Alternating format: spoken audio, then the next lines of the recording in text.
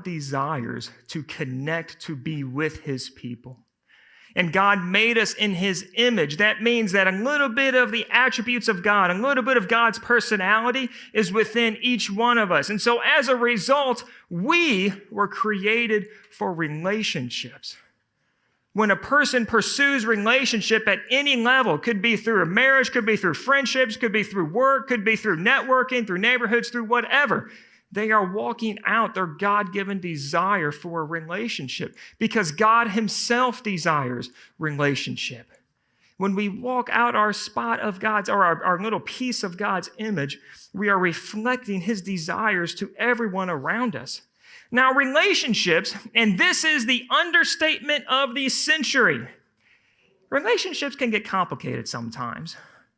Is that fair? Does anybody disagree? Anybody never had a complicated relationship with anybody? If so, God love you. Relationships can be complicated. And so what we tend to do, especially with people that we don't know yet, or with people that we do know and we realize, I can't really trust that person, is we put up these walls around our hearts. We put up these walls around ourselves. We put up these walls around our true thoughts and feelings because we don't really know if the other person can handle those things. And we don't know how they're going to be used. Will they turn that back against us some way? Will they reject us because of something they share? It's natural, especially when we're meeting someone new, is that we put up these walls around ourselves to protect us. However, what's unnatural is to put those walls up to keep out everybody and to never let them down because we were created for relationship. We desire connectedness with each other. And then what happens over time is as we get to know somebody or a group of people, as they build trust within our eyes and we begin to trust them and they begin to trust us, we start to let those walls come down just a little bit. And then over time, maybe they help us through a difficulty or we're with them through a difficult part of life. Those walls come down even more. And over time, the walls go down and down and down until sooner or later, maybe with only a certain person or a couple of people, those walls go completely down. You see, when we put our walls down, that is when we can experience a deeper connectedness. That is when we can experience the deepest relationship. The scriptures describe the same phenomenon, by the way. You'll find all through the Old Testament that the way that the scriptures describe the intimacy between a man and his wife is it says that they knew each other. Their walls were down. They knew the heart of the person beside them, of the person that they were married with. When we let our walls down, that enables us to connect deeper with someone. And it makes us very vulnerable to be wounded very deeply. You see, our greatest wounds, they come from the people that are closest to us. It's an interesting phenomenon that the wounds that hurt the most, they don't come from people we don't know. They don't come from people we don't trust. They come from the person that we did trust completely. And then that person betrayed that trust. And those wounds could very well last a lifetime. Those wounds are very difficult to get over. You see this all the time, or I see it when I'm walking in counseling with different folks. And I'm speaking with someone who might be middle-aged or beyond, but they're still navigating this issue that they felt wounded by their parents when they were small. And so they're trying to navigate how do they heal from this wound from their dad, even though their dad may have died 10 years ago.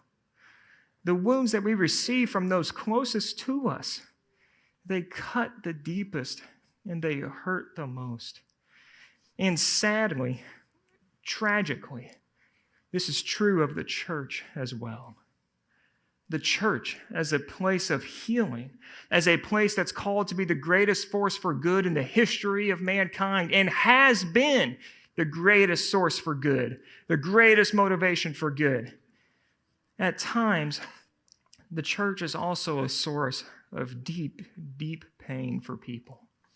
When you look at reasons as to why people don't belong to a church anymore, sometimes they'll say something like church is irrelevant or church doesn't really matter or something like that. But the vastly, the most common reason people give is because they were hurt at a church.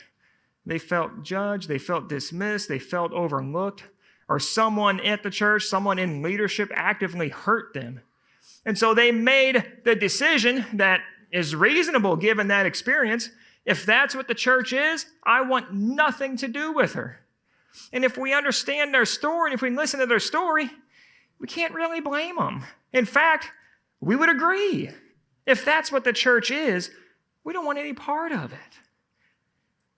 The church, as those called to be the greatest good, sometimes inflicts the deepest wounds. And why is that? I'm convinced that the church, and by the way, you've heard us say over and over again, the church is not a building. The church is not an organization. The church is not a nonprofit status in the IRS code. The church is not any of these things. The church is the people.